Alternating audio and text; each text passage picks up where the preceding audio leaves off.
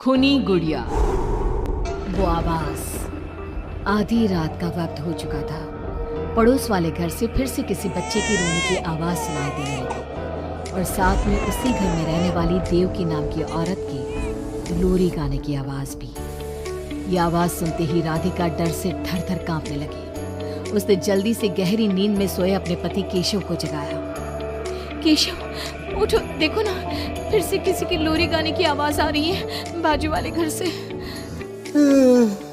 क्या हुआ राधिका, क्यों परेशान हो रही हो? अरे कोई आवाज नहीं आ रही है यार। लेकिन अभी बस 2 मिनट पहले तो देव की लोरी गा रही थी और एक बच्चा रो रहा था। अरे कोई मूवी देख रहा होगा, उसकी आवाज होगी।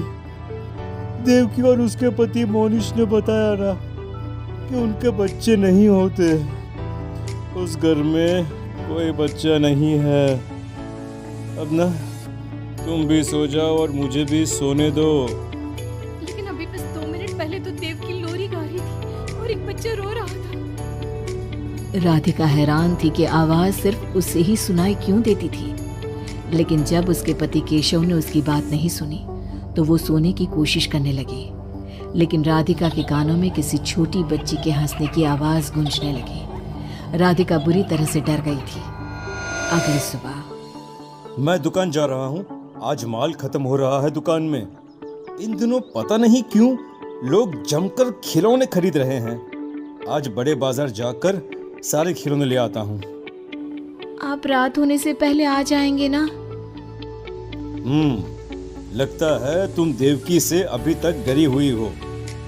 अच्छा ठीक है, देखो घर के पीछे वाली गैलरी में मत जाना, क्योंकि वहां से तुम्हें अक्सर देवकी नजर आती है और तुम ना फिर डर जाती हो। ठीक है केशव, मैं आज उधर जाऊंगी ही नहीं। जब भी उधर देखती हूँ कुछ डरावना ही नजर आता है। केशव दुकान चला जाता है। तभी अचानक राधिका को याद आता है कि घर की गैलरी में उसने कुछ कपड़े सुखाए थे। डरते हुए वो वहां जाती है। दूसरी तरफ देवकी की गैलरी नजर आती थी। राधिका जैसे ही कपड़े लेकर वापस आने को पलटती है, उसकी नजर सामने देवकी की गैलरी में पड़ी। वहां एक 4 साल की बच्ची खड़ी होकर उसे घूर रही थी। हे भगवान, ये कौन है?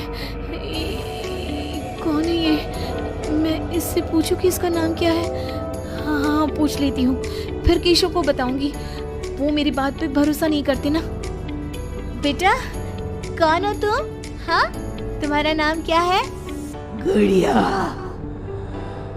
तभी अचानक वहां पर देवकी आती है और वो बच्ची गायब हो जाती है। क्या हुआ? आप किससे बात कर रही थी? वो यहाँ पे मैंने एक लड़की को देखा था। वो कौन थी?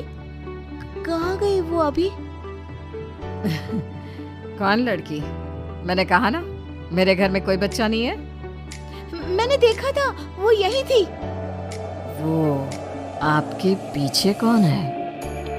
राधिका को फील होता है कि किसी ने उसे धीरे से पुकारा, आंटी। राधिका पलट कर देखती है तो वहां वो छोटी बच्ची खड़ी थी। राधिका चीख कर बेहोश हो जाती है। जब उसकी आंख खुलती है तो केशव उसके पास खड़ा था। क्या हुआ राधिका? राधिका, होश में आओ। वो तो भला हो देवकी जी का, जिन्होंने तुम्हें बेहोश पड़ा देखकर मुझे कॉल कर दिया और मैं घर आ गया। तुम उस गैलरी में गई ही क्यों? केशव, वो लड़की यहाँ आ गई थी और वो देवकी, वो ठीक औरत नहीं है। तुम पागल हो गई हो राधिका। आज देवकी जी ने ही मुझे तुम्हारे बारे में बताया। क्या सोचती रहती हो? अरे कोई नहीं है उस घर में। अगले दिन केशव की दुकान जाते वक्त, मैं भी आज आपके साथ चलूंगी। अच्छा ओके, ठीक है, चलो चलो। अब दुकान पर पहुंचकर, वाह केशव, कितने सारे नए खिलौने। और ये इस पैकेट में क्या है? अरे एक बड़े साइज की डॉल है, मार्केट में नहीं आई है। सोचा अगर लोग खरीदेंगे तो अगली बार और ऑर्डर कर दूंगा। क्या मैं देख लूं इस डॉल को? हाँ देख लेना। मैं जरा माल लेने बड़े बाजार जा रहा हूँ। तुम दुकान संभाल लो और आराम से बैठकर खिलौने देख लो, ठीक है? केशव दुकान से चला जाता है। तभी कुछ देर बाद देवकी दुकान पर आती है। कैसी हो तुम? तुम यहाँ क्या लेने आई हो? गुड़िया। गुड़िया? मेरा मतलब तुम गुड़िया का क्या करोगी? तुम्हारे घर में तो बच्चे। तुम मुझे गुड़िया दिखाओ, बस बड़ी वाली गुड़िया। राधिका घबराते हुए बड़ी डॉल का पैकेट खोलती है। बिल्कुल ऐसी ही डॉल चाहिए। आज वो खुश हो जाएगी इसे देखकर। कौन कौन खुश हो जाएगी? देवकी अजीब नजरों से राधिका को देखती है और बिना कुछ कहे पैसे देकर चली जाती है। उसके जाने के बाद राधिका शॉप के अंडरग्राउंड में नए टॉयज का मॉल चेक करने जाती है। वहाँ बच्चों का एक झूला था। राधिका ने देखा कि वो झूला हिल रहा था, जैसे अभी अभी कोई वहां से उतरा हो। राधिका को किसी छोटे बच्चे की आवाज आती है। कौन है? कौन है वहाँ? वही छोटी लड़की जो देविका के घर दिखी थी, राधिका के सामने आ जाती है। आंटी, मुझे गुड़िया चाहिए, वो बड़ी वाली। मेरे पास कोई गुड़िया उड़िया नहीं है। बड़ी गुड़िया चाहिए, मुझे दे दो, नहीं तो मैं ये सारे खिलौने जिंदा कर दूंगी और फिर वो आपको मार डालेंगे। कौन हो तुम? मैंने कहा ना नहीं है मेरे पास बड़ी गुड़िया। अभी तो थी ना, कहाँ गई? वो देवकी ले गई अपने साथ। अभी जाओ और मेरी गुड़िया लेकर आओ, वरना। उस छोटी लड़की के नाखून बड़े हो जाते हैं और पैर उल्टे, वो बहुत ही खौफनाक दिखने लगती है।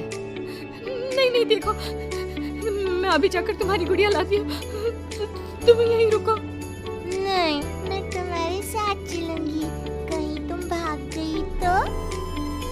राधिका शॉप से निकलकर तेज स्पीड में सड़क पे चलने लगती है। उसने पलट के देखा तो वो लड़की साही की तरह उसका पीछा कर रही थी। राधिका देवकी के घर पहुंचती है। दरवाजा खुला था। राधिका अंदर गई, वहां कोई नजर नहीं आया, बस सामने वो गुड़िया रखी थी। राधिका चुपचाप गुड़िया को उठा के वहां से आने लगती है।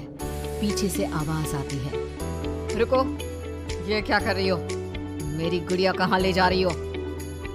देखो देवकी, ये गुड़िया मुझे ले जाने दो, वरना वो लड़की। तो उसने तुम्हें डराया? उसे तो मैं बुलाती हूँ। गुड़िया, जरा यहाँ आना बेटा। मम्मा क्या हुआ? मेरी लाडो गुड़िया को बहुत पसंद है। देखो ना, 10 साल की हो गई, अब तक डॉल से खेलती है। ये तो वही लड़की है, और ये 10 साल की नहीं 5 साल की है। हाँ, लेकिन जब उस कार एक्सीडेंट में मर गई तब 5 की थी, अब तो 10 की हो गई है ना। मतलब ये मेरी बेटी है और मरने के बाद भी मेरे साथ है। इसे ना लोरी सुन के ही नींद आती है और डॉल्स तो इसे बहुत पसंद है। राधिका बुरी तरह से घबरा के भागती है। भागते भागते मेन रोड पे आ जाती है। वहीं उसका एक्सीडेंट होता है और उसकी मौत हो जाती है।